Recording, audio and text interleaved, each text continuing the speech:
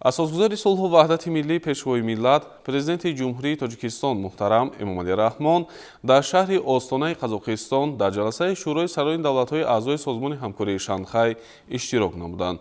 роҳбарони давлатҳои аъзои созмон оид ба вазифаҳои аввалиндараҷа вобаста ба такмили минбаъдаи фаъолияти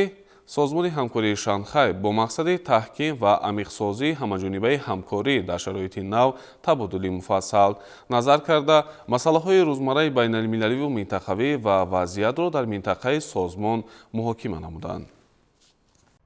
4 июл дар шаҳри Остона асосгузори сулҳу ваҳдати миллӣ пешвои миллат президенти ҷумҳурии Тоҷикистон муҳтарам Эмомалӣ Раҳмон дар ҷаласаи шӯрои сарони давлатҳои аъзои созмони ҳамкории Шанхай иштирок намуданд. Tojikiston Respublikasining prezidenti Emomali Rahmon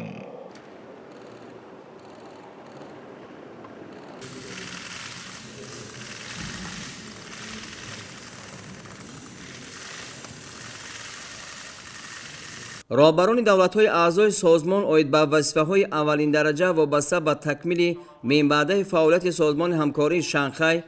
бо мақсади таҳким ва амиқсозии ҳамаҷонибаи ҳамкорӣ дар шароити нав табодули муфассал назар карда, масъалаҳои рӯзмарраи байналмилаливу минтақавӣ ва вазъиятро дар минтақаи созмон муҳокима намуданд. дар суханронии хеш пешвои миллат муҳтарам Эмомалӣ Раҳмон президенти ҷумҳурии Қазоқистон муҳтарам Қосимҷомарт Тоқаевро бо фарҷоми бо муваффақияти раисӣ табрик гуфта, нақш ва аҳамияти созмони ҳамкории Шанхайро ба ҳайси созмони байниминтақавии сернуфуз, дорои иқтидори бузурги иқтисодӣ ва паҳнои калони ҷуғрофӣ хотирнишон сохтанд. таъкид карда шуд, ки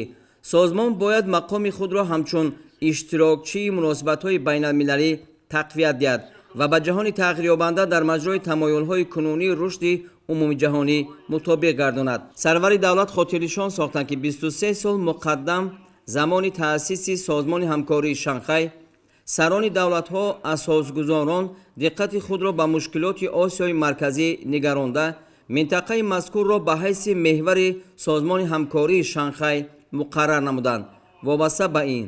зарурати ҳузури фаъоли бештари созмон дар Осиёи марказӣ, ки солҳои охир мавриди таваҷҷӯҳи зиёди бозингарони хориҷӣ гардидааст, таъкид карда шуд. муҳтарам Эмомалӣ Раҳмон ба давлатҳои аъзо барои дастгирии ташаббуси кишвари мо оид ба таъсиси маркази зидди мухаддиротии созмони ҳамкории Шанхай дар Душанбе ба ҳайси ҷузъи таркибии созмони такмилёфта изҳори миннатдорӣ карда,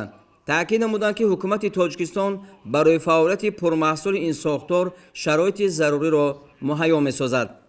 пешвои миллат бо қаноатмандӣ дар саммити созмони ҳамкории Шанхай қабул гардидани нақшаи мураттабсохтаи Тоҷикистон оид ба чорабиниҳои татбиқи стратегияи рушди иқтисодии созмони ҳамкории Шанхай то соли 2030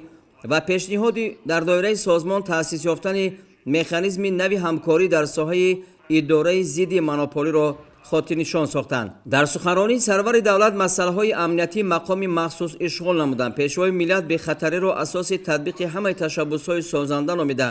таваҷҷӯҳро ба зарурати идомаи тадбирҳои муштараки давлатҳои аъзои созмони ҳамкории Шанхай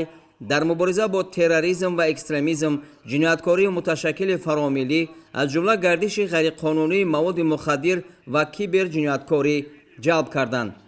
муҳтарам Эмомалӣ Раҳмон таъкид намуданд, ки ҳарчи зудтар барқарор шудани сулҳ, оромӣ ва бехатарӣ дар Афғонистон ба манфиати умумии давлатҳои аъзои созмони ҳамкории Шанхай мебошад. пешвои миллат зарурати идома додани кӯшишҳоро оид ба расондани кӯмак ба халқи бародари афғон таъкид намуданд. аз рӯи натиҷаҳои ҷаласаи сарони давлатҳо 24 ҳуҷҷат, аз ҷумла эъломияи Остона, ташаббуси созмони ҳамкории Шанхай оид ба ҳамгироии ҷаҳонӣ барои сулҳи одилона, ризоят ва рушд, пешниҳоди шӯрои вазирони корҳои хориҷӣ оид ба такмили фаъолияти созмони ҳамкории Шанхай, анҷоми маросими қабули ҷумҳурии Беларус ба аъзогии созмони ҳамкории Шанхай, барномаи ҳамкории давлатҳои аъзои созмони ҳамкории Шанхай дар муқовимат ба терроризм, сепаратизм ва экстремизм дар давраи солҳои 2025-2027, стратегияи зидди мухаддиротии созмони ҳамкории Шанхай дар давраи солҳои 2024-2029 ва стратегияи рушди ҳамкории энергетикии давлатҳои аъзои созмони ҳамкории Шанхай то соли 2030 қабул карда шуданд.